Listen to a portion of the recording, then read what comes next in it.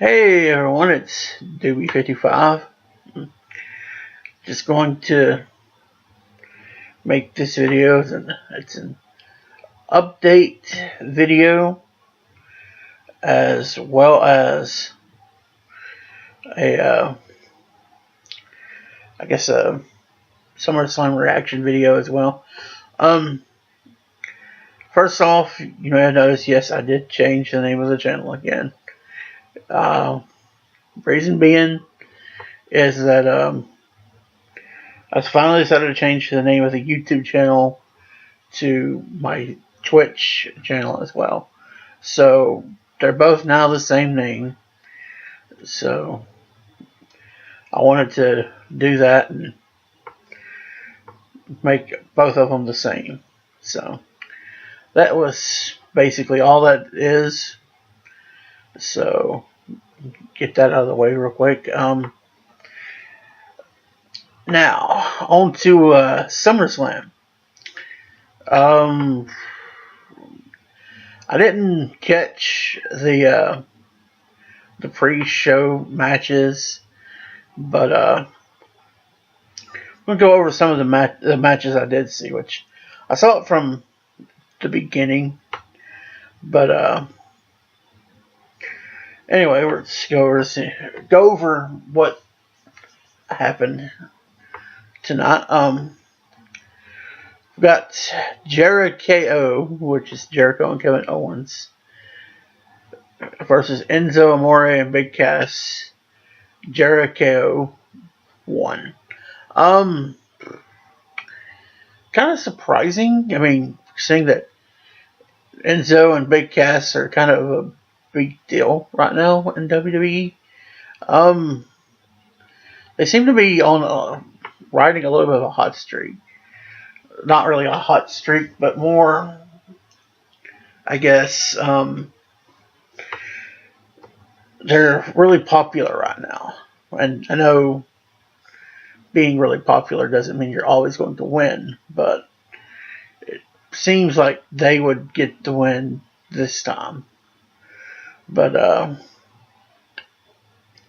guess that means they'll probably get a win either in the next match or something like that. But that one was a little surprising. I figured they would win that match, but I guess not. Do we have what was the women's championship? Charlotte versus Sasha Banks. This one was also surprising. I expected Sasha to win, but come to find out, she's got some nagging injuries.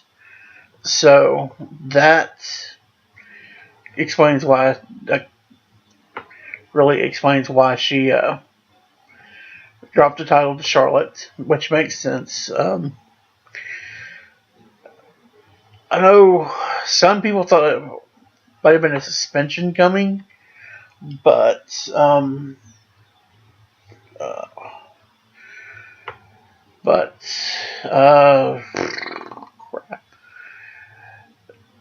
I've seen so far, it's just nagging injuries, and it's not something real serious. I did look into it a little bit more, since possibly sometime next month she's supposed to come back to a live house show. So, I mean, I could see why they'd take the title off of her because of it, but if she's just going to be away until sometime next month, why not just keep the title on her? I mean, there's been plenty of times where, people who've held a championship don't wrestle within, that same amount of time period. So why take the title off of her? I mean, it makes sense, but in a way, you have to ask why they would do that. But I could see her getting the title back once she does come back, but that's going to be up to WWE with that one. I think she will, but let's see here. We got next The Miz versus Apollo Crews with the Intercontinental Championship on the line. The Miz defeated Apollo Crews, and in all honesty, I really didn't think The Miz would lose this match. I mean, Crews is an up and coming talent. He's young. He's not been with the company for a while, I don't think. I know he was in NXT, and that's really about all I know. Really, all I really know about him. But I didn't really see him taking the championship from The Miz. So I mean, that one was really, I didn't think it would happen, but he might in a rematch.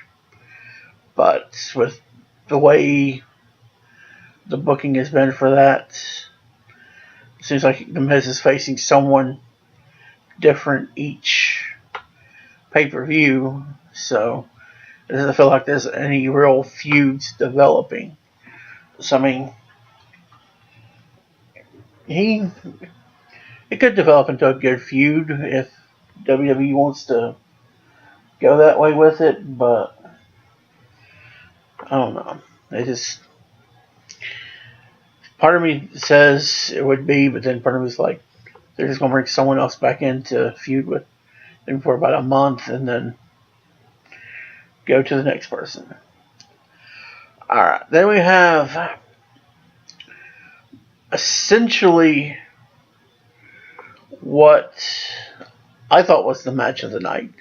AJ Styles, John Cena. I mean, this, in my opinion, this was the best match of the pay-per-view.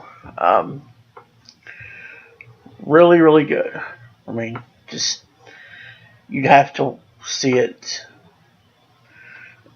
But,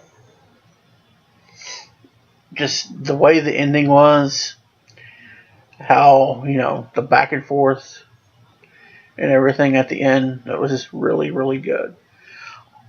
And I did think Styles would go over Cena cleanly. Because, I mean, right now, with this win, AJ Styles is now set as the top heel on SmackDown. So that will help him. That helps put him over, as well as making him seem like a legitimate heel. Which, I mean, he was to begin with, but going over Cena now solidifies him there. I've heard a rumor that Cena's taking time off until the Royal Rumble to film. It's either a movie or a show or something like that. I don't know for sure which one, but it seems like I remember that being a rumor. But anyway, I figured Styles would go over Cena cleanly, and because, I mean, that makes Styles the top heel now on SmackDown. So I'm guessing here, maybe in a month and a half, maybe, he should be challenging Ambrose for the championship. And that I think he'll beat Ambrose for it. And I guess that gives away who won that match, but we'll get to that one in a minute. The Luke Gallows and Carl Anderson club defeated the New Day. To be honest, I figured they would, but not the way they did. I mean, not by disqualification. I really, really wanted to see them win the tag team titles. I mean, I like the New Day. They're, they're good. They're charismatic. They have the support of the crowd with them. I mean, I'd say, as far as teams go, they're definitely the top team in the WWE. Enzo and Big Cass are maybe seconds to them, but they're like a distant second. Like, they're not quite there yet. So, the New Day is definitely the top babyface team in WWE. And they've held the titles for, I'm thinking they said it was a year at this pay-per-view. And then, like, the record is like 400 and some odd days. Like, I don't remember the exact number. So, part of me thinks, maybe they should have dropped them. But eventually they will drop the titles to someone. But with it being Kofi Kingston and Xavier Woods as opposed to Kofi and Big E,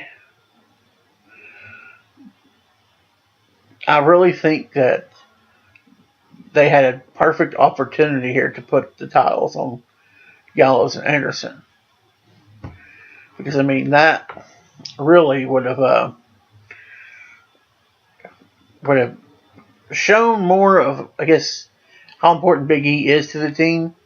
But I guess in that respect, it would show that Xavier isn't quite, as good. I guess it would show that Big E's more important than Xavier is. But to me, I think they really had a chance to take the titles off the New Day and then have them go after Gallows and Anderson for the titles once Big E came back, which Big E came back tonight anyway, so who knows what's going on there. But if they couldn't beat them without Big E, I don't think. I mean, I'm sure they'll beat them eventually for the titles. I mean, they're the top heel team on Raw and in the WWE right now. So, but kind of surprising that they didn't drop the titles. But Gallows Anderson did get the win, but it was by disqualification. So the New Day kept the tag team titles. Let's see here. Now we have Ambrose versus Ziggler.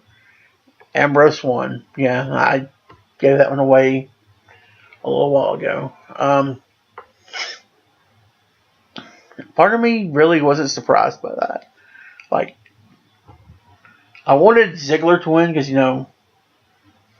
everyone likes Ziggler. But I really, in all honesty, I didn't think he would beat him. I mean, it's just, I don't think that he was going to get the win at all. But Ziggler's a good worker, and he's really talented. I think eventually, I think he will win the title. But the question I have is, if he doesn't beat Ambrose for it, who's he going to beat for the title?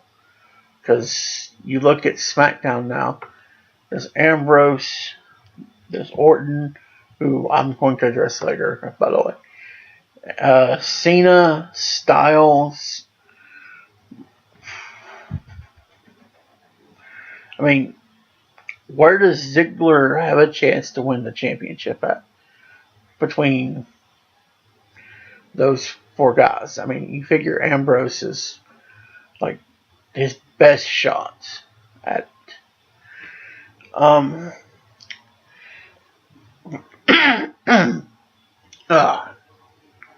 got something in my throat.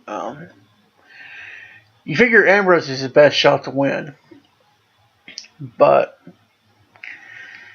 ends up not getting it done tonight. The match itself was, I mean, Ziggler has put on some pretty good shows before. Ambrose is a fairly decent worker, but tonight's match just wasn't it wasn't great to me. I mean, it was okay, but not what I would expect from, Dolph Ziggler and Dean Ambrose.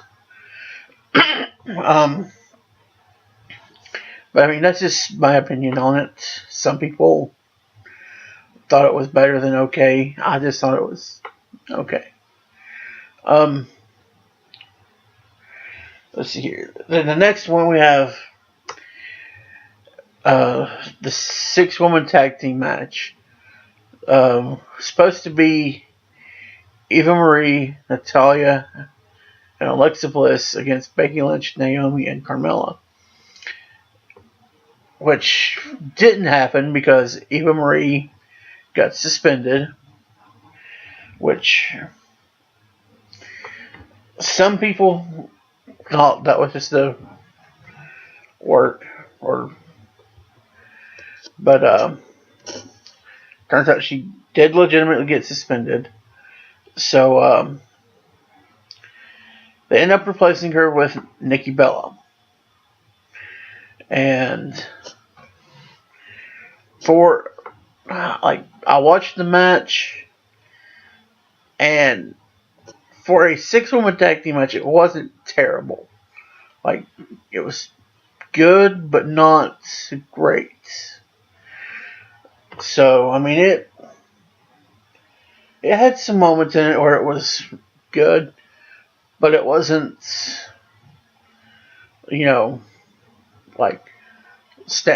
there wasn't really anything that stood out in the match, I guess is what I'm trying to say. And I say that as someone who generally doesn't watch a whole lot of Divas matches. To me, they're starting to pick up a little bit more now. They're starting to get back to where they were, I guess, in the Attitude Era, or somewhere around that time. To me, it'll be hard to beat when, Trish, Lita, Jacqueline,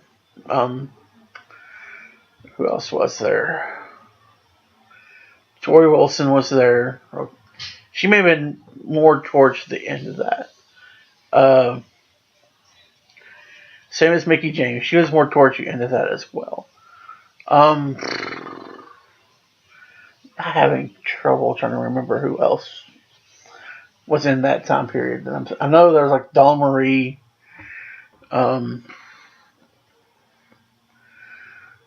There was some others. It's been a while. And I've not really went back and looked at China. Well, China was one. She was in there as well. Though not quite when it reached its peak. I mean, she was there for the beginning, and I think by the time the women's division reached its peak, she had been let go. But anyways, the way I feel about the Divas division now is that it's getting there, but it's not there yet. And that is just one thing that, sorry. I had to... Oh,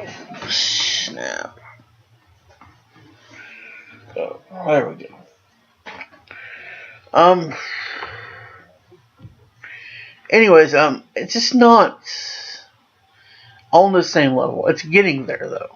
Like they're having better matches. Like they're putting, I guess, a lot more effort into making the matches better, as opposed to where used to, like, and I was watching a video someone made on YouTube the other day, or not. Well, they didn't make it the other day. It's been, I forget when they made it, but I watched it the other day, and like just a whole bunch of botches with like within the Divas division, and like the ones that I noticed were like mostly the PG era Divas, and like they were just terrible.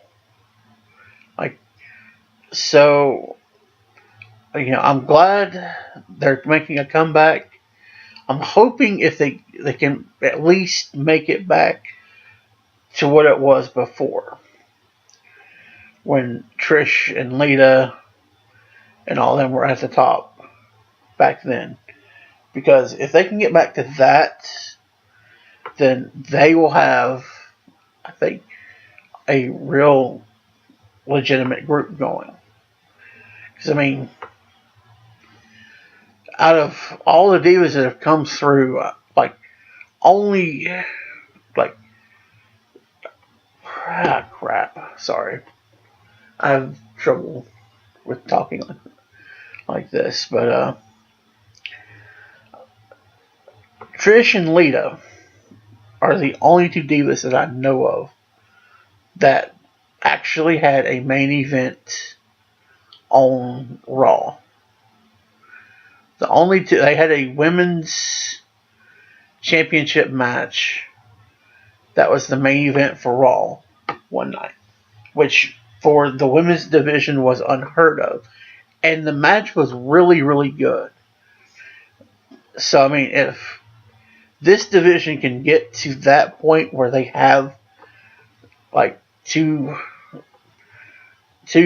women's wrestlers are in the main event, like if it ever gets to that point again where they can legitimately make a main event match and it be good, then I'm all for that. But I don't think they're quite there yet. They're getting there, but they're not there yet.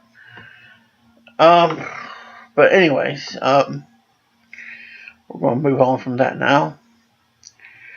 We've got Finn Balor versus Seth Rollins.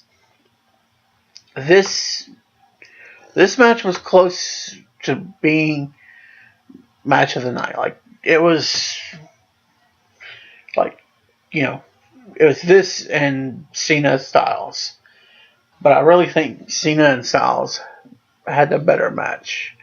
This one was really good as well, though. I was honestly shocked that Finn Balor won the match. I didn't think they would put the title on him, this being his first actual pay-per-view on the main roster. Like, he's only been on Raw for like a couple of weeks. I think like 3 to 4 weeks, maybe. So I mean, it kind of surprised me they put the title on him now. Like I at least expected Seth Rollins to win it in the first match, and then Finn maybe winning it later on. So, that kind of surprised me that they put the title on him. But I mean, he is really over right now. So, and his Demon King persona really, I think it's really up there. Like, it seems like they want to protect that persona. So, I mean, I could see it being difficult for him to lose here soon. But, like I said, in all honesty, I really thought Seth Rollins was going to win that match. Because, I mean, that seemed like the best choice to make with it. Because, I mean, he held the WWE Championship before it went to SmackDown. So, I mean, I really do think I really think that they were going to put it on him. But they put it on Balor, which has me interested. The championship itself, not so much. I didn't like the whole, like, the red belt. That I didn't care for. I do believe had they went with like the white, that would have been a better option. But I don't guess they can. Isn't that what the Diva, or not the Diva, but the Women's Championship is white? I don't know. To me, I think they could have come up with something a little better than that red. Like, anything would have been better than that red, I think. Well, maybe not green. Green would have probably been worse. Or brown. I didn't care much for the red championship. That seems like something more like if Eva Marie actually wins the women's championship. Like, that seems like something she would have as her personal belt, as opposed to maybe just, being Raw's biggest belt. So, I mean, the match was great. I didn't care for the championship at all. Like, why not give it a different design as well? That also bothered me. Like, you now have 3 championships in the company that have the same design. And the only difference is the color of the leather strap, and it's all. Like, that's legitimately the only thing that separates them. So, I mean, you'd think they would go with a different design. But, who knows? Anyway, and like I said, liked the match, loved the match. Didn't care for the belt. I think it could have definitely used some work. Then next we have the Rusev with Lana versus Roman Reigns for the U.S. Championship. This match was just, it wasn't even a match. Didn't even get started. It was just terrible. And there's the thing about it that kills me is that it's not just that it was terrible, that how it went down, but why on God's green earth is this match ahead of the WWE World Championship match and the WWE Universal Championship match? Why are your 2 championship matches that are the top championships on each show, why is the United States Championship match ahead of both of those? I mean, that makes no sense to me. Why would you do that? I mean, that's kind of like the whole thing with back, I think it was a couple of years ago, maybe 3, back when CM Punk was the champion on I guess Raw. Yeah, he was the champion on Raw. And every pay-per-view it was like, he was defending the title, but he wasn't in the main event. John Cena, with whoever he was facing at the time, was in the main event. And it really it boggles the mind. Like, I can understand putting Brock Lesnar in the main event, which I have a lot to say about that as well, but we'll get there later. Like, I can understand him being in the main event, because, he's only there for certain pay-per-views, and he's a big name draw. So, I can understand putting him in the main event. Like, I understand that. And having, the WWE Championship match, or, at that time, the World Heavyweight Championship match being beneath that. Like, that's understandable. But, and, had they been above, had they been beneath the Lesnar Orton match, that would have been understandable. But why on God's green earth do you take the U.S. title match, not only put it ahead of your WWE World Heavyweight Championship match and your WWE Universal Championship match, the two big titles on each of your shows, and then not have the match? I mean, it just makes no sense to me. Why would you do that?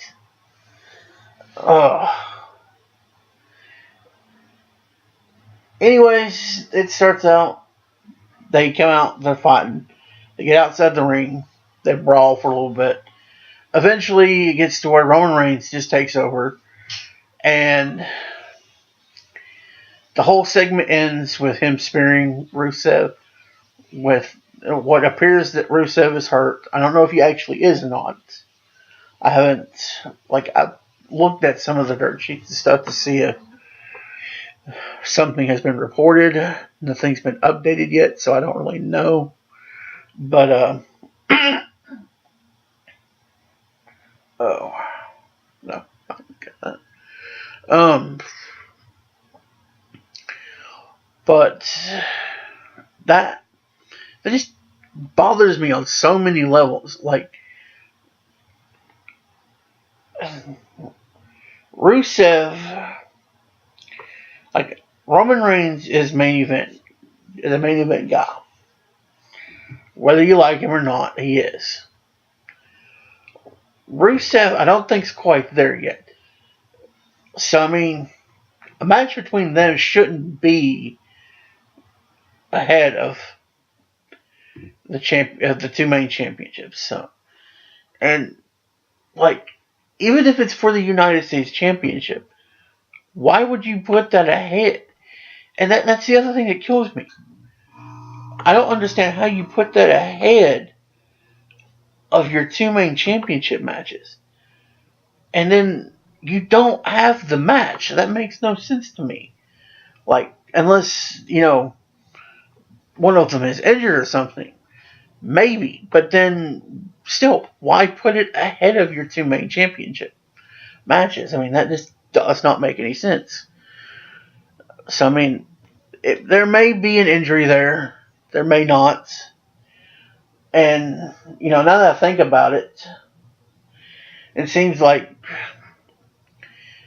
they were pushing on time a little bit. But even then, that makes no sense either, because you've had this thing planned out for like 4 hours. I don't know. It just blows my mind on that one. So, finally, we get to the main event. Brock Lesnar versus Randy Orton. And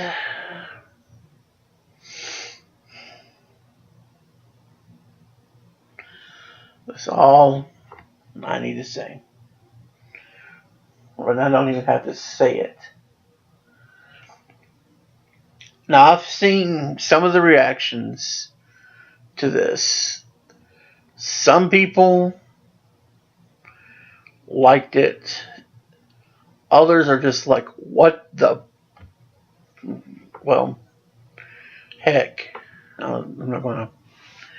But like some are like, yes, Lesnar, TKO, never has happened before, and I'm sitting here thinking, like, how many times have wrestlers been knocked out in a match? But maybe not a technical knockout, but how many times have we seen a wrestler like either pass out or get knocked out? But some people just think that, the whole thing makes Brock look really good. My question is, why does he need to look that good? I mean, seriously, if you keep doing this with him, you're making it to where no one on the show can beat him at all. Like, John Cena, 15-time WWE champion, goes against Lesnar, destroys him. Cena gets destroyed. Like, the only way Cena beat Lesnar was in a hardcore street fight match. And he had to use a chain wrapped around his fist to do it. Like, that legit was the only way that he beat him. And I say that knowing that wrestling is not scripted. But, you know what I mean. And then, like, he comes back, faces him, he defends the championship. Lesnar just destroys him. And then Lesnar faces Seth Rollins. And he's only reason Seth Rollins walks out with a championship, The Undertaker comes in. The match with Roman Reigns. That's the only one I can think of that where he legitimately didn't just, like, he dominated that match, but not the entire match. Reigns actually put up a decent fight in that match. And the thing that kills me about that is, Orton's a 12-time champion. And I get that Brock is booked to look strong. And he really is a badass. But I mean, seriously, it's like, and the thing that really gets me is that in the match, if you've seen any of the replays or if you've watched it, like, with the whole, like, the clubbing and the elbows and all of that, like, I don't know if that actually was legit or not, but if it was, why is he doing that in a wrestling match?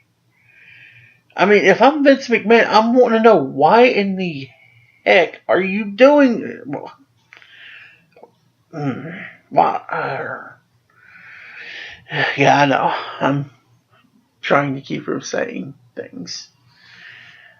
Why are you doing that in a match?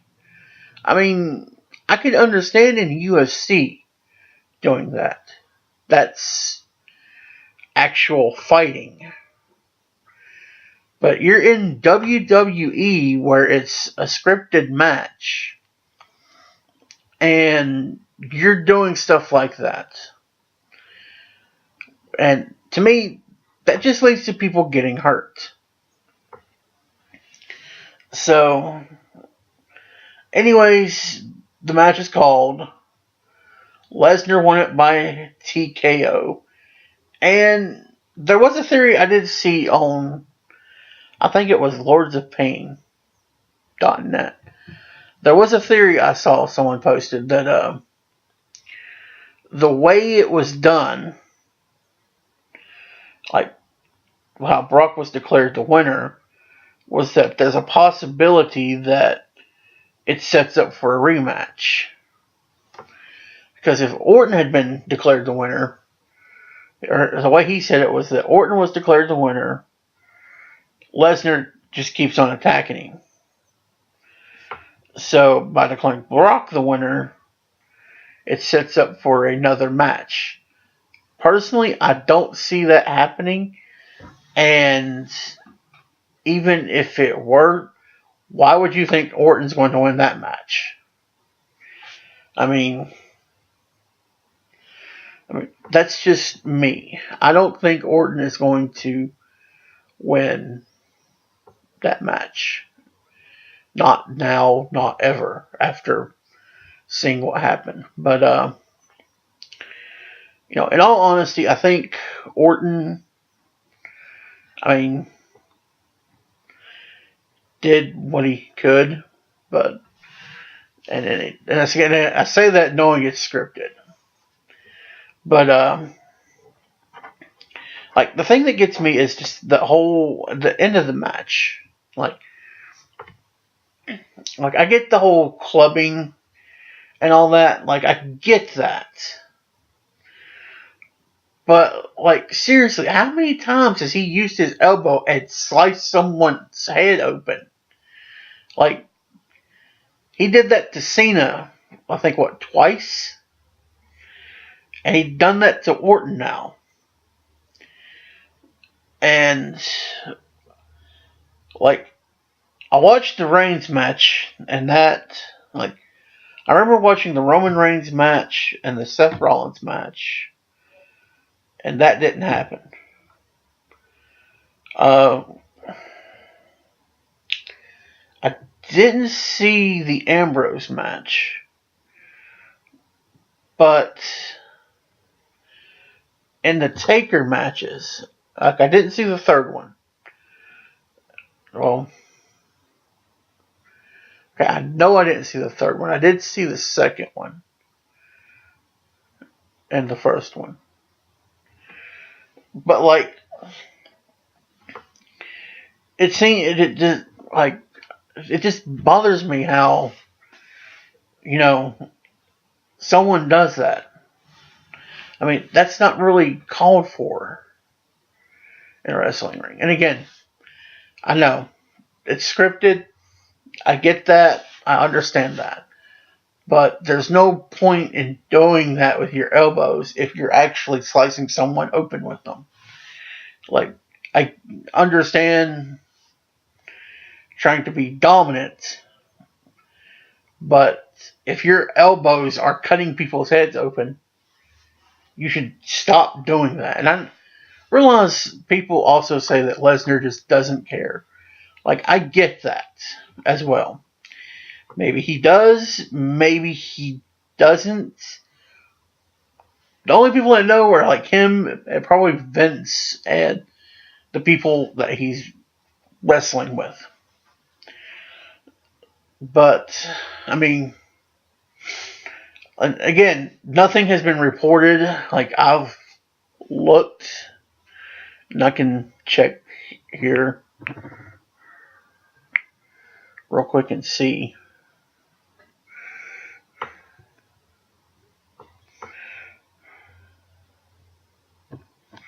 Yeah, nothing still has been reported. So, nothing yet has come back, or at least on Lords of Pain. That's usually where I go to read up on stuff like this to see if anything comes up. Nothing has come up yet. So, I don't know what's going on with everything.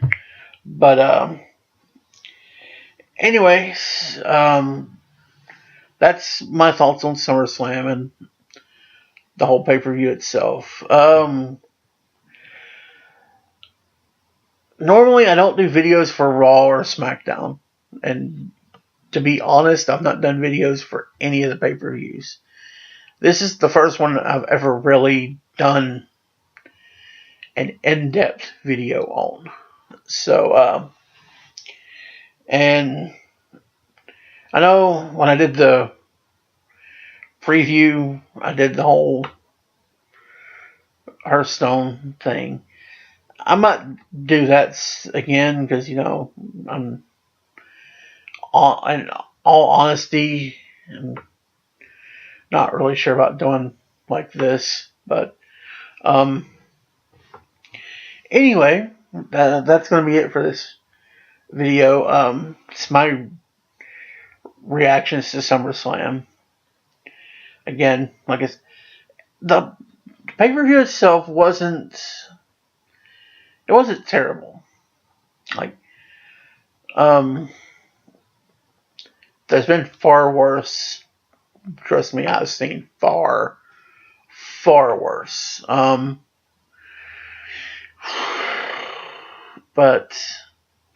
I think it could have been a little bit better.